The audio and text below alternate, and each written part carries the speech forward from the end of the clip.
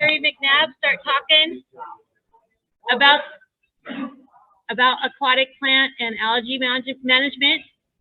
So I'd like to give a big welcome to Terry. Thanks for coming over. Yay! I got way too many slides for this not to work, so hopefully it goes well. They asked me to talk about a new herbicide called ProcellaCOR, but I wanted to give you a little background before we dive into that. And then if there's a minute or two left, I might also talk about kind of some of the issues people are experiencing in the rest of the state with toxic algae blooms. So quick background on me. I've been working in this field since about 1970 or so. My dad was a professor who was studying Eurasian milfoil when I came into Michigan in the 60s, and he kind of dragged me everywhere, and kind of off I went from there. Our company, Aquatechnex, is a lake and aquatic plant management firm. We're kind of based up and down the West Coast. That's kind of our footprint. And our primary focus is helping people restore water bodies that are impacted with invasive aquatic weeds and helping mitigate toxic algae blooms that are starting to bother people. So to dive in a little bit of background before we start talking about ProcellaCOR, you might think, why would you manage aquatic plants? And, you know, aquatic plants are an important part of the environment. They provide habitat for fish. There's a lot of organisms that evolve to live on them, that type of thing. So they're an important part of the aquatic ecosystem, but they also, they get out of hand, they can, you know, cause people problems. The most obvious problems to humans are probably you can't drive your boat through it, you can't swim, you know, things like that if they get pretty dense. Safety is another real issue. There's a number of drowning deaths every year directly attributed to people being caught and, you know, tangled in milfoil beds. There's also been cases where, you know, a lifeguard will see somebody, you know, a kid or something going off a dock, and they can't find them in the weeds before it's too late, basically. So it's real important to kind of keep, you know, beaching areas and stuff like that open. There's been a number of published studies that have documented the impact of something like a Eurasian milfoil infestation in your lake impacting your property values. University of Michigan did a big study on that, their economics department, a number of years ago, and they found it depressed property values by up to 30% depending on the lake we're on. And probably the most important thing is these things, especially the invasive plants, have a real impact on the environment. They replace the plants that have evolved for thousands of years to live in a lake. They're from some other part of the world, and they usually grow faster, they grow higher, they grow in deeper water, and they just form a monoculture of you know, weed species that isn't native to here, and all the organisms that have evolved to use the native plants are kind of out of luck. This picture here was taken at Laclede, upstream, just north of upstream from Albany Falls Dam. You know, 10 or 15 years ago, this is during a drawdown. If you look up off this dock, there was 100% Eurasian milfoil out there. And that's what you're looking at. And this particular slide was taken about 2 years ago. And you can see the flowering rush, which is what is in the deeper part of the water, is really starting to actually run the milfoil out of the lake. So it's going to be something, I think, that's going to be an increasing problem, and one that, you know, Sharon's group's really focused on. Just a couple other quick things before I start talking about herbicides.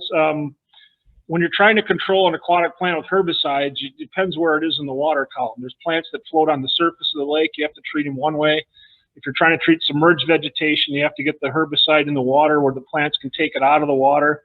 If you're trying to treat shoreline and floating leaf plants, those plants are designed to shed water. If you ever pull a water lily underwater and let go of it, you know, it pops back up, it's bone dry in about 2 seconds. And the same thing will happen if you treat it with a herbicide that you don't have some kind of surfactant or sticking agent in. So one of the first things you have to kind of think about is when you're picking a herbicide is, well, where am I going to put it? How am I going to keep it there? How is the plant going to take it up? Another kind of key thing that has to do with herbicides is there's two major families of plants in nature, whether it's your lawn or farmers or, you know, forest, that type of thing. There's what's called plants are in the grass family. There's plants that are in the broadleaf family. And that's important when you're picking herbicides, because some of the herbicides we have available are extremely effective on broadleaf plants, but they won't touch plants in the grass family and vice versa. So that's another kind of thing you have to kind of keep in the back of your mind when you're thinking about herbicide options. This is a picture of a treatment, a flowering rush treatment we're doing. The Corps of Engineers has an aquatic plant control research program based in their national lab down in Vicksburg, and they've done a lot of their field work up in the Pondere, out here in the river and all the way up into up north. And this is an example of a research treatment we've done on flowering rush for a number of years. The red you see there is actually a rhodamine dye, which is a dye you can put out at a known concentration, and you can watch it spread and fill into the weed bed. But you can also measure it with an instrument, so you can tell how fast a herbicide might be leaving an area or how long it's going to stick around the target plants. There's also diquat mixed in with this, which is a herbicide. So that is really probably not, I'm only going to say a little bit about flowering rush because we really don't have a systemic product that'll control the entire plant. The one one herbicide you can use below the water line on it is diquat, which is what's going in the water here with this dye. It does a really good job of knocking it down for the year, but it doesn't really do anything long-term to control it. So that's why a lot of the focus on in-water control is at this point is done by divers because it's more effective. But a couple of other quick things about aquatic herbicides. We've got products, we've got probably 15 or 20 to choose from in the toolbox. Some of them are what we call contact herbicides, which means they'll control the parts of the plant they come in contact with. They generally work pretty fast, they get in the plant pretty fast, they knock the plants down pretty fast, but they don't generally translocate and kill the roots. So I guess another way to think of them might be chemical mowing. We use them a lot around beaches where we're trying to clean the plants out for a safety margin, something like that. And then we do have some systemic products, which are herbicides that will translocate and kill the entire plant. So there's kind of two different things you have available. Granulars versus liquids. A lot of the herbicide formulations, you have to keep them around the plant long enough for them to do their job. And there are a lot of products that are built into a granular that has kind of a controlled release matrix on it, so it kind of bleeds off over time to increase exposure. Those are usually used more in flowing water situations, but there's a class of plants we have to work with there.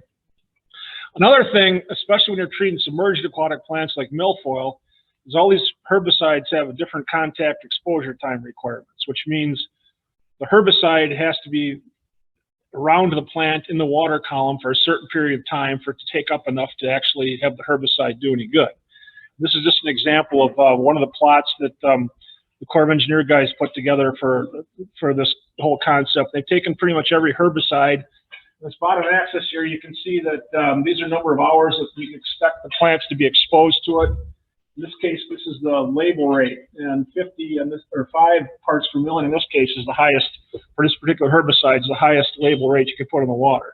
What this shows you with this particular herbicide is if you get 24, 30 hours of contact time at maybe half the label rate, you're going to get really good control.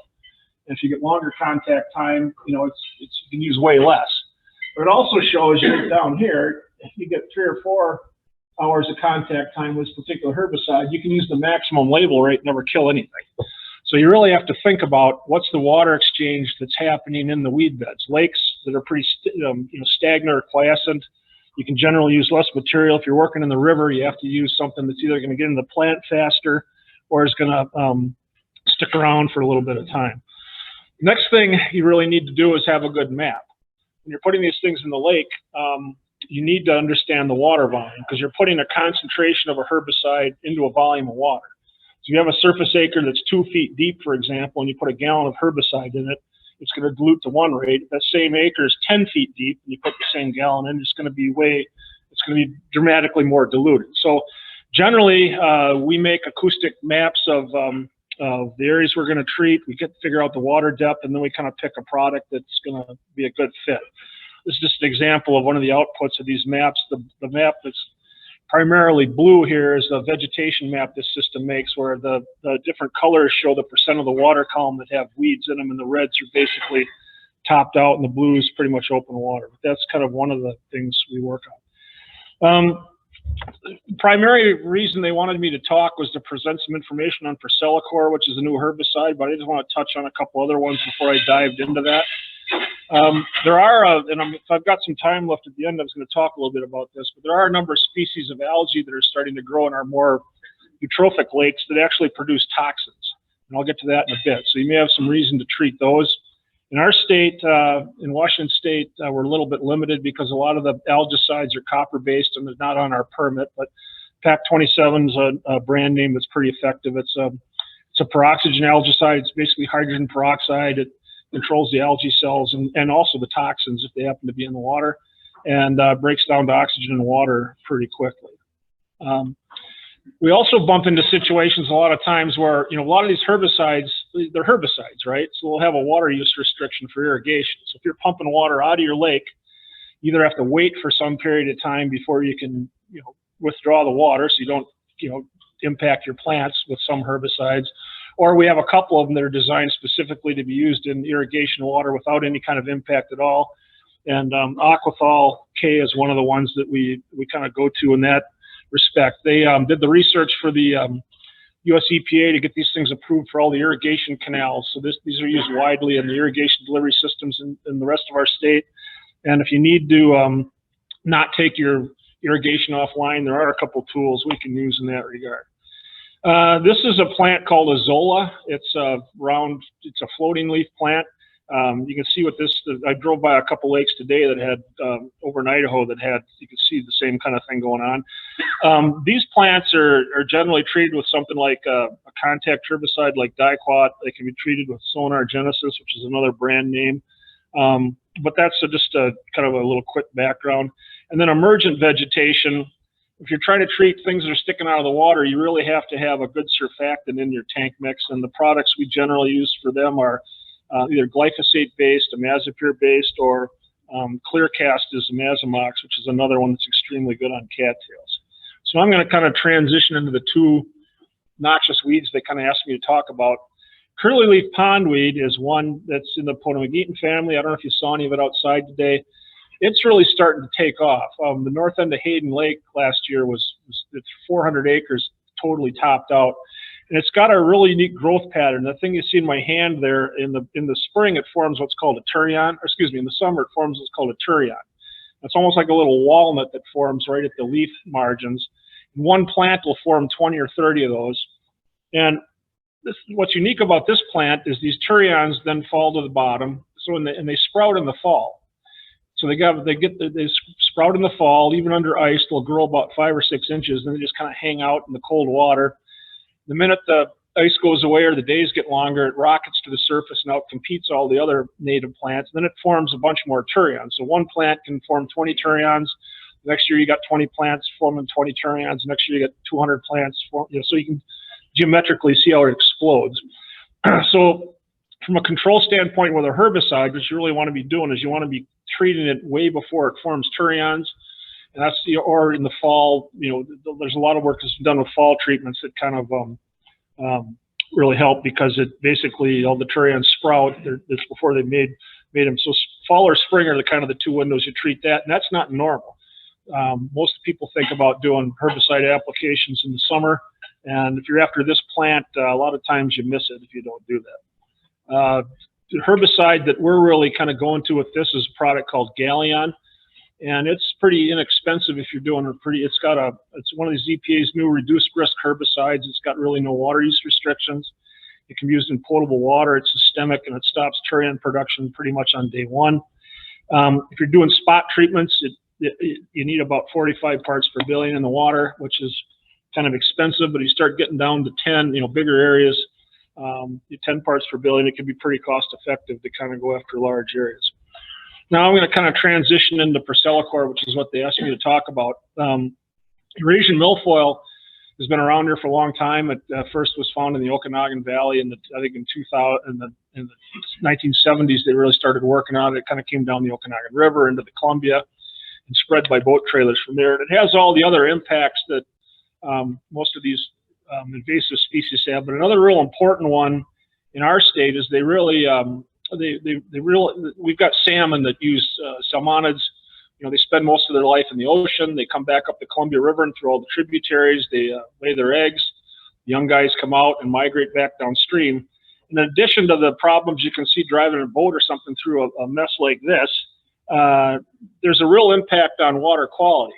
The water temperatures inside these milfoil beds this is like a side channel area on the river where it would be ideal habitat for the young guys to kind of hide when they're going downstream and resting.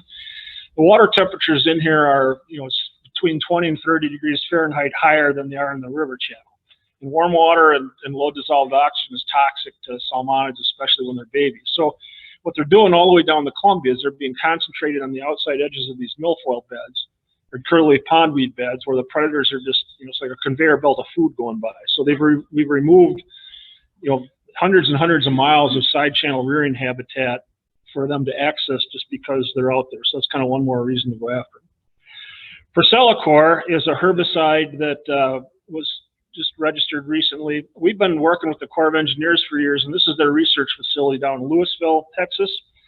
They do lab scale work where they try to look at different herbicides and their impact on a target weed like milfoil, and they're trying to find things that are selective that don't hurt native plants. So what they've got in these containers here is they've got a number of different species, milfoil being a target species. Milfoil is starting to hybridize in our part of the world with some of the native milfoils, and those hybrid milfoils physically look just like your Asian milfoil, but they're not as susceptible to a lot of the herbicide technologies we've had for years. And so they also took the Hayden Lake milfoil out of here, and then a bunch of native plants. And this is kind of give you a quick field test of what this looks like. This is a control. They replicated this a bunch of times. This is an area that was not treated. So you can kind of see the two milfoils and a bunch of the native species in there. Same experiment. You can see that they dosed it at 3 parts per billion for 6 hours, and the milfoil's totally been removed and no impact at all on the native plant. So it is something that can be selectively used. So ProcellaCOR was registered by the EPA in 2018. It took them another year to get it on our state's NPDES permit, so we use it operationally. It's cleared for use in potable water reservoirs without any water use restrictions. It was registered as a reduced risk herbicide, and you can also irrigate turf with it immediately after treatment. You can't irrigate things like ornamentals, but it's a real easy product to use. The really unique thing about it is it doesn't want to be in the water, it wants to get in the plants. It gets into plants like lightning. It has a plant acute concentration factor, which means, as you got herbicide in the water, how fast it's moving into the tissue or it's going to do any good. About a half hour, you can see that it's loading up dramatically compared to some of the other herbicides that are traditionally used to target milfoil. So that's something I think is really effective for rivers. So I'm just going to run through a couple project examples and just kind of give you an idea of what we've seen with it. This is Morton Slough, which is just upstream from here. This is the first time we put any in the field, and this was a research plot. 2 of them were done. One was done just south of the Canadian border here in Idaho, and there's another one done in New Hampshire, just south of the Canadian border. This information from this study is gone to the Canadian government to support their national registration of ProcellaCOR in Canada. So there's a couple different objectives here. One was to see how it killed plants. How far did it move? What were the concentrations over time? So it's a dissipation study, and that's what the red area you see is the treatment plot. Those other markers you see are areas that are taking water samples to look at residues and things like that. We treated this in August. USDA and a bunch of guys came out and kind of helped us. It was a little smokier than it is today, which is good. But we got 100% control, 6 months post-treatment, and 1 year, 52 weeks post-treatment. The USDA guys came back, and there's 100% control of the milfoil within that plot. Loon Lake is just south of here, too. It's a lake that's been fighting milfoil for a number of years. We came back in there about 2016 or so, and they asked us to come in and implement a plan we'd given them a couple of years earlier.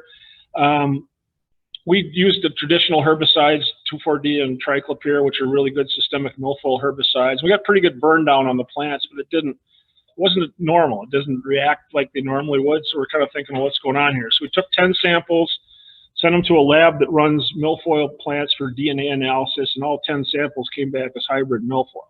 So we kind of understood what was going on there. So they've got a lake management district. We put a plan together and submitted it to the Washington Department of Ecology to basically build a protocol and manual to deal with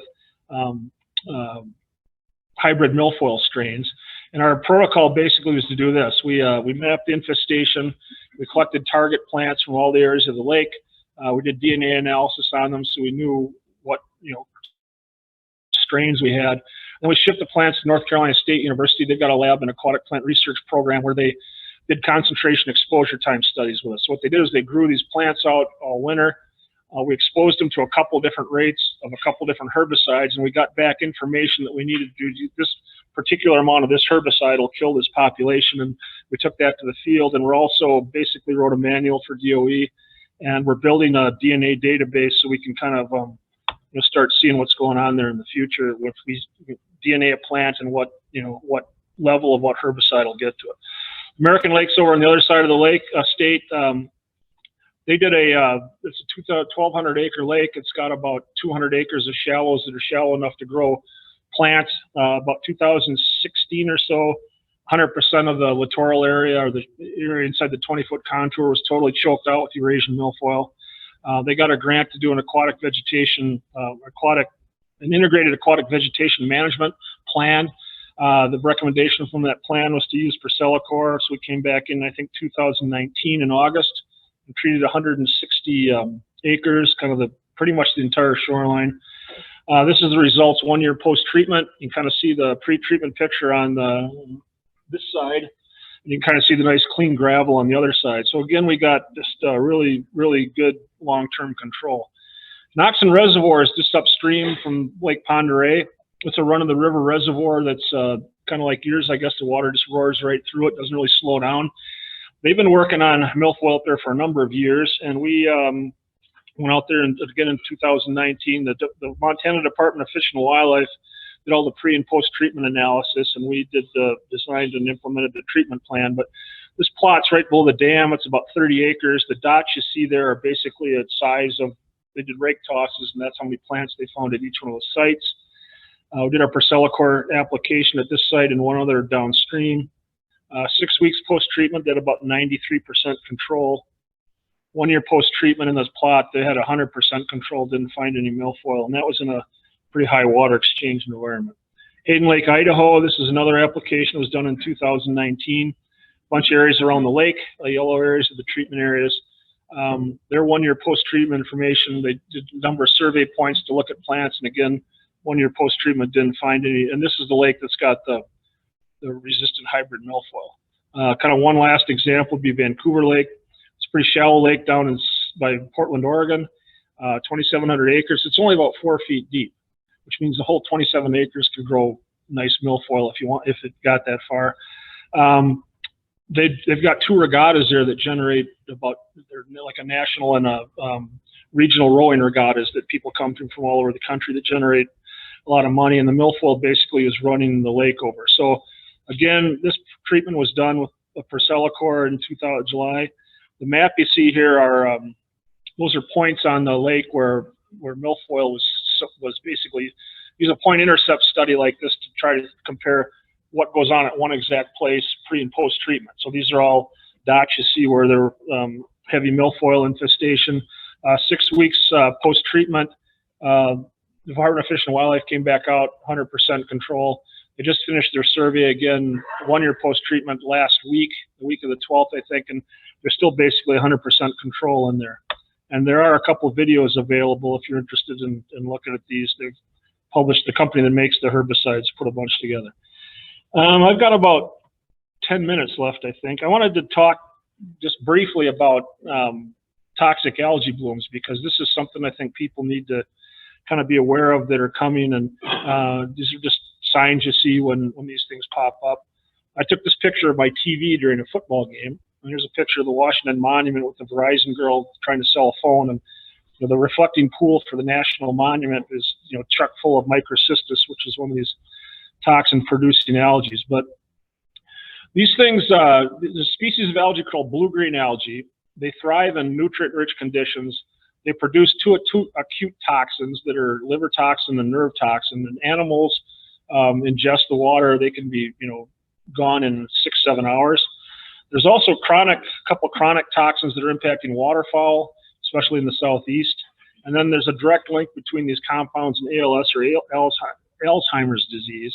And now there's pretty good information that the toxins can be airborne around the lake from just the wind blowing across it. They're doing work on Lake Okeechobee down in Florida, where they put up pads to catch these toxins 10 miles downwind, and they're getting concentrations of these toxins drifting around. So there's a number of lakes like Liberty Lake down in Spokane, north end of Hayden Lake. There's a lot of lakes where these things are really taken off.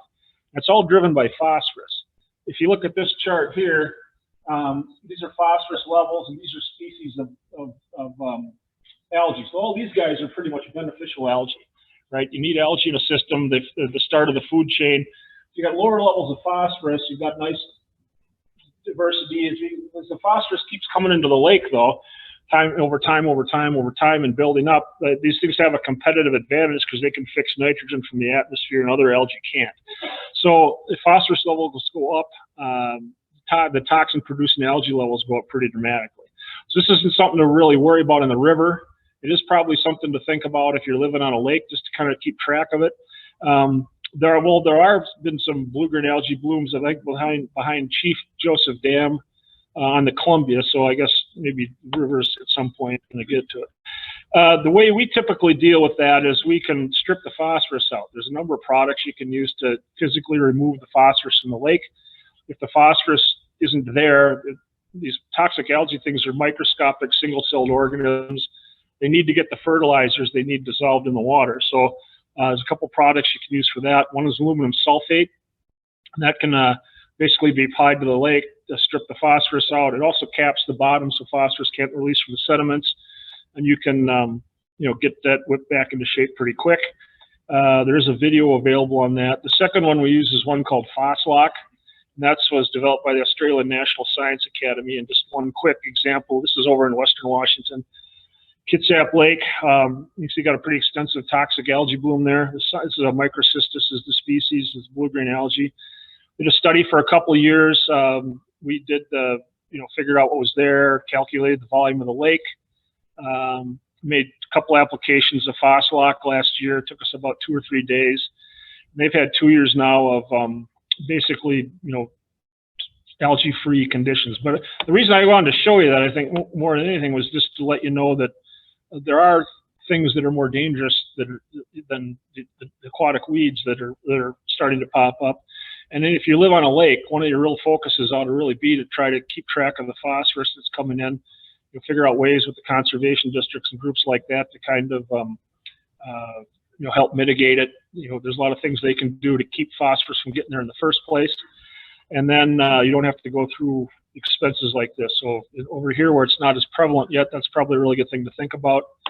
There are a couple tools we can use to monitor for it. There's a field tool where you can actually measure the one's more orange actually measures chlorophyll A, which is a measure of algae biomass. And then there's a pigment that's unique to blue-green algae called phycocyanin, and this thing measures that and tells you what percent you got there.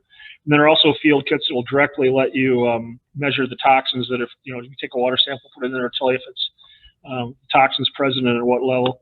And then lastly, we just started deploying these in a number of places. We work in Southern California.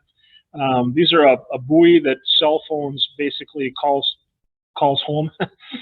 It's got a fluorometer built into it that'll measure both those things, algae biomass, and will measure the percent that's actually a toxin-producing algae. That reports that data back every 15 minutes. You can just go online and look at it and kind of decide when you get out and do treatments before they're staring you in the face and causing you problems. So I was asked to talk about the ProcellaCOR, and I think that's kind of the main thing they wanted me to cover, and that's all I have to say. If you have any questions, I'd be happy to take them. So. When do you have to reapply the ProcellaCOR? So next year, but every 2 years you have to redo it? Well, ProcellaCOR, she was asking the question was, do you have to apply ProcellaCOR? How often do you have to apply it? ProcellaCOR is a systemic herbicide, which means it'll translocate, it'll kill the whole plant, roots and all. Eurasian milfoil, primarily, there's 2 ways it reproduces. The fragments will grow root hairs and sink and start a new plant. But once it's grown, it kind of builds a root crown, and more stems will come out of that root crown. If you kill that root crown, that plant will never come back. But you're going to have plants upstream that are contributing over time on a system like this anyway. So one treatment will, like the Noxin treatment that I showed you, was 1 year post-treatment was totally clean. There's a lot more milfoil upstream. So over time, it's going to come back into there. So what you're doing there, I think, is you're looking at, you have to kind of do a little bit of a survey every year and just, touch it up before it gets bad again. So, yeah. So you were saying the phosphorus is what, how does that get into the system? Phosphorus comes in a bunch of ways. septic tanks, runoff from eroded soils that were, the phosphorus doesn't move with the groundwater very well because it binds to soil particles, but as you develop a lake area and soil gets exposed, it gets eroded into the lake. Septic systems have been, a lot of lakes are sewered now, but there's legacy. Once the phosphorus is in the lake, it just accumulates. It doesn't go anywhere. So it can accumulate over time. The people always talk about lawn fertilizers, but those really aren't a major contributor because you're putting phosphorus on your lawn on the side of the lake, that whatever gets past the leaves is going to bind to soil particles, as long as those soil particles don't get eroded. But, there's a bunch of different places it comes from, and it accumulates over time. And a lot of these lakes that are experiencing the problem are more urban watersheds, where the whole watershed's kind of, water comes there faster, it's carrying more junk, including phosphorus with it. Yeah. Terry, Prochella, and milfoil. Herbicide, right? Yeah. Not an insecticide. No. Dangerous to, toxic to plant life. So yeah, basically, he's asking me if ProcellaCOR is not an insecticide. So ProcellaCOR is a trade name for a chemical that's too long for me to remember. But it's not toxic. No, it works on. Yeah, every aquatic herbicide that EPA registers they won't give it a registration if it's going to impact things like fish at the same rate you'd use it to control plants. But ProcellaCOR specifically, most of these things work on some pathway that has to do with photosynthesis, right? Like an insecticide, for example, kills a nervous system of an insect, which is a lot closer to the killing of fish or me or you. Herbicides generally work on some process that doesn't exist in animals. So there's usually pretty significant safety range either. But this particular one, EPA registered it with a potable water tolerance. It didn't need a potable water tolerance. You can use it right in, they consider it safe enough to go right in drinking water. So irrigation? You can irrigate turf with it because it's a broadleaf herbicide. You cannot irrigate, you got a 24-hour restriction generally on pumping water to irrigate like your garden or that type of thing. And the bigger the treatment area is, it may, like if you're treating like 100 acres on a lake, it's a little bit more, a few more days. If you're doing a couple acres, it's 24 hours. So it's not toxic to swim? No. It's not toxic to irrigation? It's toxic to broadleaf plants. Yeah.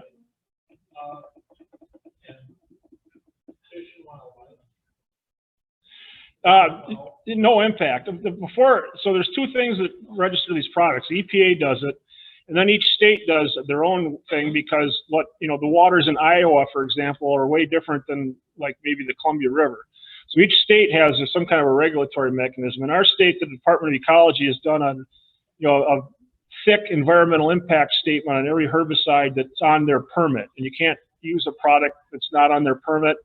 And they won't give you permission. They won't give you a permit to use something that would have off-target impacts like that. I hear from people in the treated area who are adverse to the application because of these things: swimmers, waterfowl, fish and wildlife, irrigation. Yeah. Unfounded, right? Well, people are, well, in my opinion, but everybody's got their own opinion, right? I mean, a lot of people just don't like the idea of chemicals. Some people are abnormal about it. Yeah. Well, it's funny because when we did our triclopyr study here, in 1990, there was an environmental group that was kind of, talking to us about it, and we thought we had a, pretty good talk with them. And the Newport Miner published that we're going to do this work on August 1st when we were actually going to do it on August 8th, and a bunch of them showed up at the hospital on August 2nd with triclopyr poisoning. So, I'm talking about Feed Lake survey. Oh. The notices that were placed on the shoreline to avoid swimming, avoid irrigation. well, the Department of Ecology permit has a different sign you're supposed to put up for every different herbicide.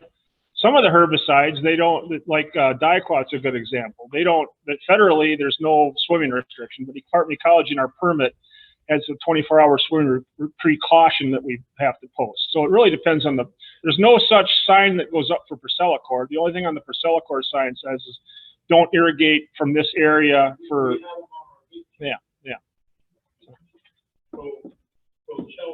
Yeah. And they put signs up. Yeah. But People were upset. like the big thing to do is if you got a group that, you know, we're happy to come talk to lake associations and things like that to, you know, try to present this kind of stuff. If that's something that your group wants, we'd be happy to do it. So do you have a question or? I wanted to ask, can you buy this ProcellaCOR? Do you have a permit to? In Washington State, you have to have a permit to put anything in state waters. And that's to protect, you know, to ensure that you're using the right things and you're using the right amounts. The other thing that happened in Washington State was a milfoil came into Lake Washington in the 1980s. There's no really good regulatory mechanism. We didn't have a permit yet. And people were just buying all kinds of stuff and throwing it off their docks. Like a gallon of Diquat will treat, you know, an area like twice the size of this room, and people won't believe that, right? So they'll maybe pour 10 gallons in an area. So the state also made every aquatic herbicide a restricted use material, which means you have to have a license to buy it. So in Washington State, you know, license with an aquatic endorsement to buy it, and you need a permit to use it. There are some exemptions to the permit thing if you're treating small ponds that are single owner, no outlet where the herbicide's not going to leave, and that type of thing. How much am I out of time now? Okay. Does that answer your question? 5 minutes. Yeah. Yeah. Well, she asked how much it costs. Anywhere from, well, so ProcellaCOR is the cost is depending on water volume and the size of the treatment area. So it can range anywhere from $500 a surface acre to $1,000, depending on, you know, the faster the water's moving, the smaller of an area you're treating, the more of the herbicide you have to put there. The bigger the area, the more quiescent it is, the less but there's other, you know, products that are used on the river too, I think, here and there. So are there multiple applicators, licensed applicators that use ProcellaCOR in our area? So typically, the treatments are, that's not what they're using. Well, one thing to think about is ProcellaCOR is target specific for broadleaf plants. So if you've got Eurasian milfoil as your primary problem, then it's a really good tool to use. If you've got a little bit of milfoil mixed in with a bunch of pondweeds and LED and some of the other plants you saw out there, it won't kill anything except the, you know, that. So ProcellaCOR has when it was registered by the EPA as a reduced risk herbicide, the EPA put some requirements on the manufacturer to train applicators so you can get certified. I think there's two or three people certified to use it. But there are a bunch of there are other companies that use other technologies too. Does that answer your question, or? Yeah. Yeah, I think there's 2 people that have gone through their certification process. Yeah. Well, thanks. Appreciate it. Well, do you have a question?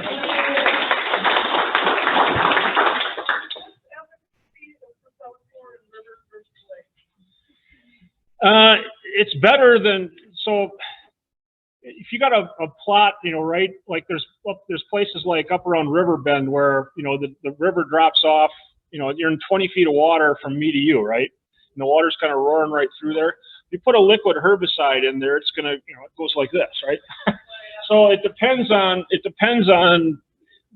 what the plot looks like that you're going out to. And if you got to a place like that, you're probably better off using a granular of some other product because, but ProcellaCOR's got the fastest uptake time of anything we use, so it's going to work a lot better than most. But the plot on the Knoxon River I showed you, that was a 30-acre plot. It was right above the dam, and the dam was one of Vista's dams. They were cranking, water was cranking right through there. So. What does it take to get certified? With the ProcellaCOR, they've got a training program that applicators, they contact the manufacturer, they will,